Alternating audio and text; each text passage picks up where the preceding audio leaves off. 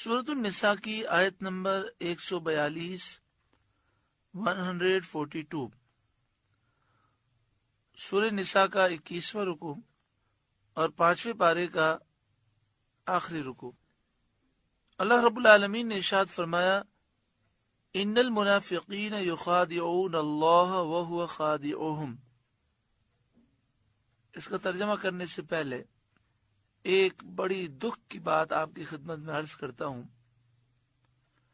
بہت بڑا ظلم ہوا اور یہ بڑی دکھ کی بات ہے کہ جب انگریز یعنی برطانیہ کے عیسائی اور فرانس کے فرانسیسی پوری دنیا کے اسلامی ملکوں پر قابض ہو گئے، تو نہ صرف ہمارے اسلامی ملک چلے گئے ہم سے، اور مسلمانوں نے کئی سال غلامی میں گزارے، بلکہ آج بھی اس کے اثرات موجود ہیں۔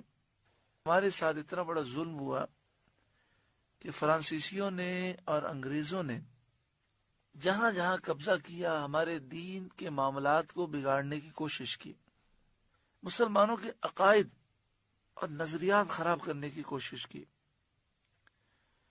اس کے لیے ایک بڑا خطرناک وار بر صغیر میں تو یہ ہوا کہ انگریزوں نے غلط تراجم کرائے اور پھر غلط ترجمے عام کر دیے۔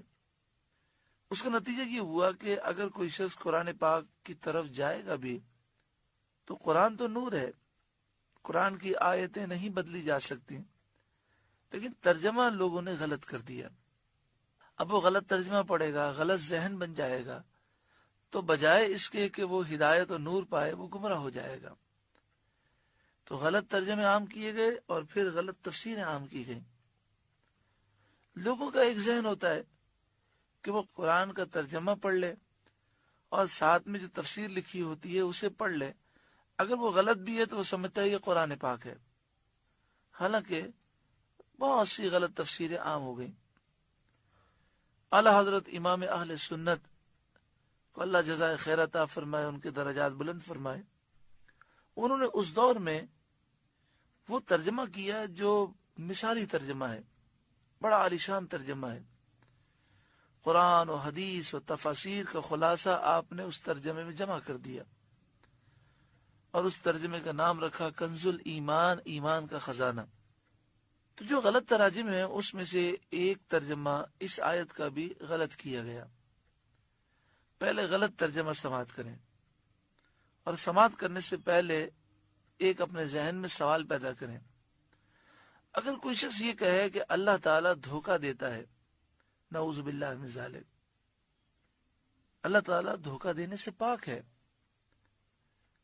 دوسری بات، اگر کوئی آپ سے یہ کہے کہ فلاں نے اللہ کو دھوکہ دے دیا یا فلاں اللہ کو دھوکہ دیتا ہے، تو آپ یہی کہیں گے اللہ کو کوئی دھوکہ دے ہی نہیں سکتا۔ اعلیٰ حضرت امام اہل سنت کے دور میں جو غلط تراجم انگریزوں نے عام کیے، اور آج بھی اگر آپ چاہیں تو تاج کمپنی کی کسی دکان پر بھی کھڑے ہو جائیں، مختلف تراجم اٹھا کر دیکھیں، تو میں چند آیتیں آپ کو بتاتا ہوں، ان آیتوں میں آپ ترجمہ دیکھیں تو وہ ترجمہ آپ غلط پائیں گے۔ آپ کی مسجد میں، آپ کے گھر میں بسا اوقات تراجم غلط ہوں گے۔ تو یہ 5ویں پارے کا آخری رکوع ہے، اس کی پہلی آیت ہے۔ جو غلط ترجمہ کیا گیا وہ اس طرح کیا گیا، ان المنافقین یخادعون اللہ، بے شک منافقین اللہ کو دھوکہ دیتے ہیں۔ اس سے یہ تاثر عام مل گیا کہ منافقین اللہ کو دھوکہ دیتے ہیں۔ یہ تاثر سے یہ ذہن بنا کہ اللہ کو کوئی دھوکہ دے سکتا ہے، حالانکہ یہ بات نہیں ہے، اللہ کو کوئی دھوکہ دے ہی نہیں سکتا۔ تو اعلیٰ حضرت امام اہل سنت نے اس کو ترجمہ کیا، بے شک منافق لوگ اپنے گمان میں اللہ کو فریب دیا چاہتے ہیں، یعنی منافقین اللہ کو دھوکہ دینے کی کوشش کرتے ہیں اپنے گمان میں، اللہ تعالیٰ کو تو کوئی دھوکہ دے نہیں سکتا۔ دوسرا، وَهُوَ خَادِعُهُمْ، اس کا ترجمہ جو غلط کیا گیا وہ یہ کہ اللہ انہیں دھوکہ دیتا ہے، نعوذ باللہ من ذالک، اللہ تعالیٰ دھوکہ دینے سے پاک ہے۔ تو اعلیٰ حضرت امام اہل سنت نے ترجمہ فرمایا وَهُوَ خَادِعُهُمْ، اور وہی انہیں غافل کر کے مارے گا۔ اسی طرح آپ دیکھیں جو تیسرا پارہ ہے، تیسرے پارے میں جہاں ثلاثہ ہے وہاں پر ایک آیت ہے وَمَكَرُوا وَمَكَرَ اللَّهُ وَاللَّهُ خَيْرُ الْمَاكِرِينَ۔ مجھے بتائیے کوئی کہے کہ اللہ تعالیٰ نے فریب دیا تو کیا آپ اس کی بات مانیں گے؟ اب انہوں نے ترجمہ کر دیا وَمَكَرُوا وَمَكَرَ اللَّهُ، کافروں نے فریب دیا، اللہ نے فریب دیا، واللہ خیر الماکرین، اور اللہ بہترین فریب دینے والا ہے، نعوذ باللہ من ذالک، توبہ استغفر اللہ۔ اور اعلیٰ حضرت امام اہل سنت کا ترجمہ دیکھیں تو اس میں خفیہ تدبیر کا لفظ ہے، اللہ نے خفیہ تدبیر فرمائی، کتنا پیارا ترجمہ ہے۔ کروڑوں رحمت نازل ہوں اعلیٰ حضرت امام اہل سنت کی مزار پر انوار پر، اللہ تعالی ہمیں وہاں کی حاضری نصیب فرمائے۔ اسی طرح مذاق کرنا، ٹھٹا کرنا، ہنسی کرنا، اللہ تعالیٰ ان چیزوں سے پاک ہے۔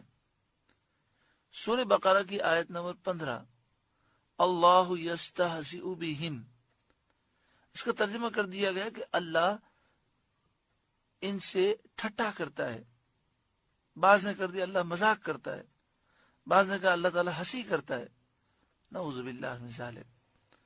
پھر اس کا نتیجہ کیا ہوا؟ نتیجہ یہ ہوا کہ انٹرنیٹ پر بہت ساری ویب سائٹ بن گئی۔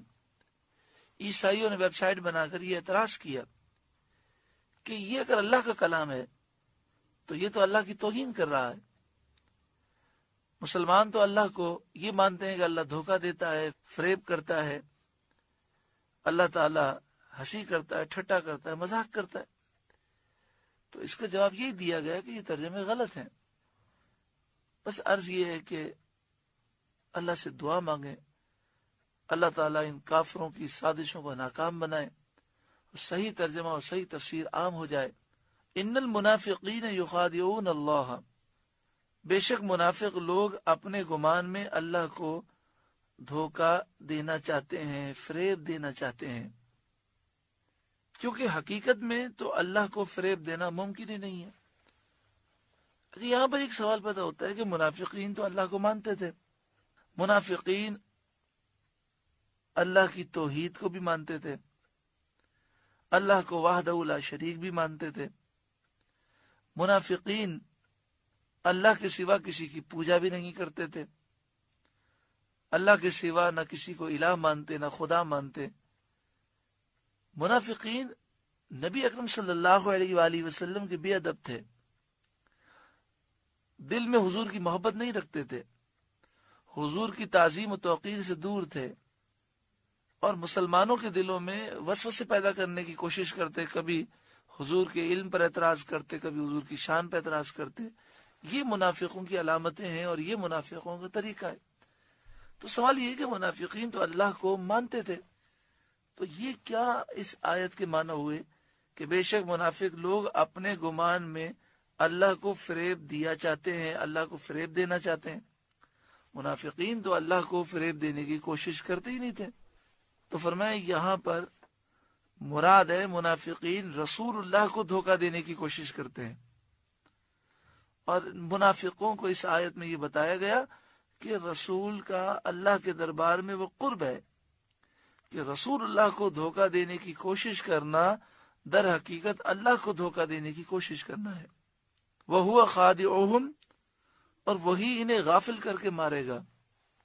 تو جو نبی اکرم صلی اللہ علیہ وآلہ وسلم کی گستاخی اور بے ادبی کرتا ہے، جو حضور کی تعظیم، محبت اور حضور کی عزت لوگوں کے دلوں سے نکالنے کی کوشش کرتا ہے، جو حضور کی شان و عظمت پر اعتراض کرتا ہے، وسوسے پیدا کرنے کی کوشش کرتا ہے، وہ ایسا برباد ہوتا ہے کہ اسے بھی معلوم نہیں ہوتا کہ میری بربادی کتنی قریب آ چکی ہے۔ وَإِذَا قَامُوا إِلَى الصَّلَاةِ، اور جب نماز کو وہ کھڑے ہوتے ہیں، قاموا کسالى، ہارے جی سے، یعنی سستی کے ساتھ نماز وہ ادا کرتے ہیں، کیونکہ ایمان تو ہے نہیں جس سے عبادت کا ذوق اور لطف انہیں حاصل ہو، صرف ریاکاری و دکھلاوا کرتے ہیں، اس لیے منافقین کو نماز بوجھ محسوس ہوتی ہے۔ اب سوال یہ ہے کہ جب دل میں ذوق نہیں ہے تو پھر یہ لمبی لمبی نمازیں کیوں پڑھتے ہیں؟ کیونکہ منافقین صحابہ کرام کے سامنے لمبی لمبی نمازیں پڑھتے، خوب قرآن پاک کی تلاوت کرتے اور خوب تصنع بناوٹ کرتے کہ ان کے جیسا تو کوئی نیک دنیا میں ہے ہی نہیں۔ گفتگو کرتے تو گفتگو میں ایسا لگتا جیسے بڑی آخرت کی فکر ہے ان کو۔ تو فرمائے یراؤن الناس، لوگوں کو دکھاوا کرتے ہیں۔